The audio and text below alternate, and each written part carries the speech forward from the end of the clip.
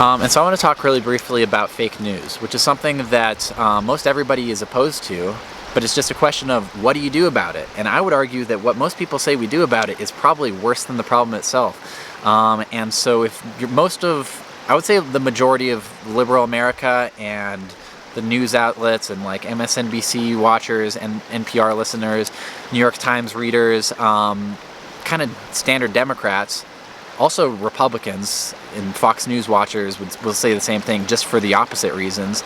They say that we need to get rid of fake news. Like, we need to kind of ban and censor fake news. We can't have these liars out here spreading false information that's undermining our, extremely enlightened, knowledgeable society and, causing chaos. And so what we have to do is we have to ban those people, and we have to appeal to large institutions of authority, which is not the government and is not, accountable to democratic responsibility, but is rather large tech monopolies in most cases.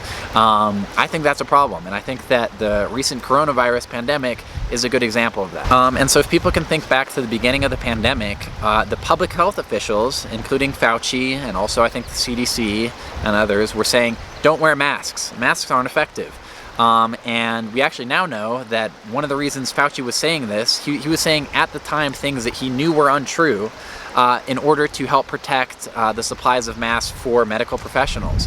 And so he misled the public knowingly, which is what some people might call fake news, into believing the wrong thing. Now, that was quickly alleviated and reversed within like a month or so, so it wasn't that big of a thing. But if the criterion that were later applied to other events were applied at that time, then people arguing that, hey, maybe we actually should wear masks, I don't agree with Fauci, they would be spreading false information about COVID and fake news, and should therefore be censored by Facebook, by the big tech companies, to be banned, whatever it is, because they're spreading fake news. Then fast forward later into the pandemic, and Mark Zuckerberg is reaching out to Dr. Fauci as the arbiter of truth to determine whether he should allow people who are saying that COVID came from a lab and didn't come from the environment, from natural evolution or zoonotic origins, whether that should be allowed or not. And Fauci says, like, hey, there's really no chance of that. And so Zuckerberg decides to ban posts that are saying that because they're fake news and we can't have it. He's appealing to the public health officials. Well, a couple of months later, it turns out, after Robert Redfield, the CDC director, and after some other scientists, start to quabble about whether this actually might have come from a lab. There's a lot of evidence that it did.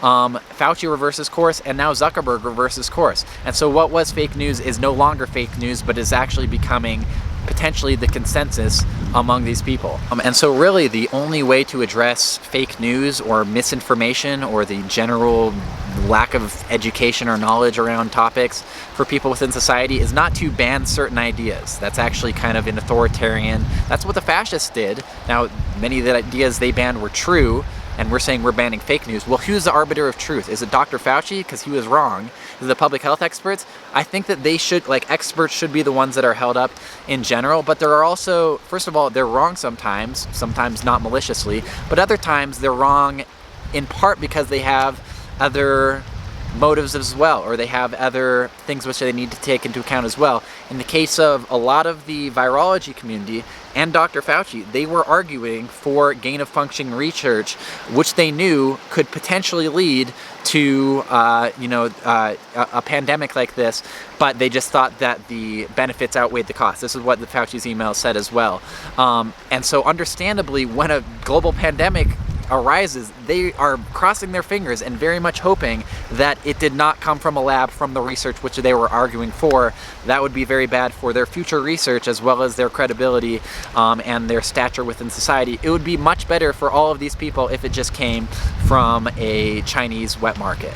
And so that, even though it might not necessarily be malicious, that has led to the statements of those people being skewed in a certain direction, which it turns out the science was not behind. And at the same time, the media has a bias against what is viewed as their political opponent, because if they say nice things about him, their audience leaves, which is, again, another issue, which further led to the spreading of misinformation in that direction as well. And even a cursory knowledge of the history of recent media failures shows that the mainstream media actually really sucks, and people understand that, and their faith in institutions, including the media, has been decreasing drastically recent as well. So people know that, like, you can't trust the media. They think it's fake news as well, but they're like there is no circumstance in which an inaccurate article published by the New York Times is going to be banned by Facebook. Like, let's stop kidding ourselves. The people that are going to be banned are kind of right-wingers that nobody's heard of, or small institutions, or people without power on the left or the right, in part because, it's like they don't have power, and they're potentially competitors for these other forms of media as well. And so really, the only way that's ever been possible within society to understand what's true and false is to look at all the evidence, hear what's being said, and make your own decisions based on rationality and understanding of the topic, not by banning any ideas which might muddle some people. If they're muddling, if people are believing that I don't know, there's reptilians controlling your mind or whatever it is, that's super fake news. Do we need to ban it? Yeah, I mean, you could ban it, but the bigger problem is that people are believing something that's ridiculous. And so if they're believing that, that's a bigger problem within society. If you don't ban it and people say that, then it's just one crazy person mumbling to himself in the corner without anybody listening to him. That would be what happens in a healthy society. But if a society is decreased to a point where people are like, oh my gosh, look at all these people believing this crazy person, we need to ban his ideas. Hey, the problem's not his ideas anymore. The problem is that we've reached a point in society that people don't trust institutions at all, and are so poorly educated that those type of ridiculous ideas have gained traction. So that's what needs to be solved. And so banning fake news is a terrible idea. There's fake news all the time that's never banned. The Iraq War, it's total fake news. WMD's fake news.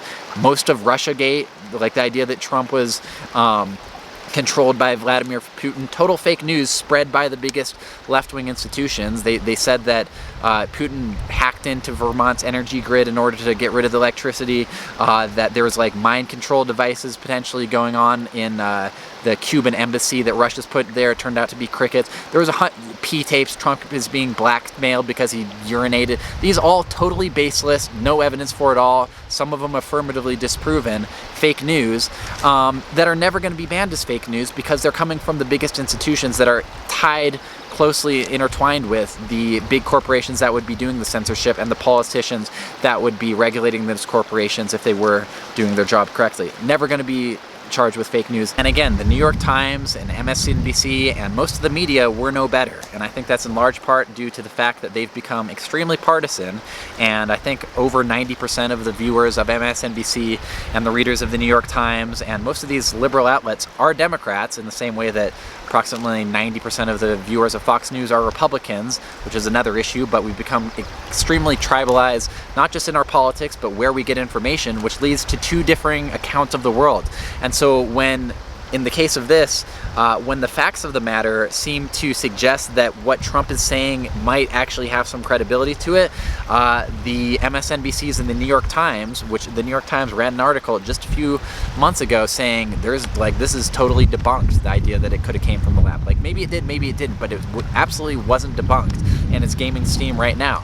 And so all of these institutions arguing for censorship, and liberals who have been arguing for the curtailing of fake news spread by Trumpers and the like, are now in the situation where the public health expert, which they were propping up, was the one that was more or less pushing fake news or undermining the possibility that the true news was actually real, while at the same time them being the ones censoring people who were arguing for what turns out in retrospect was likely what happened. So that's kind of a problem. And so you can't ban and censor your way into a rational society of just intelligent individuals making decisions based exclusively on the truth, but you can ban and censor your way into an authoritarian society, almost by definition, into a fascist society, because they love doing that also, into lots of types of bad societies that aren't any good at all. And so the people that are advocating for it, not super great. And the fact that it's coming from the left, which is supposed to be the defender of free speech and the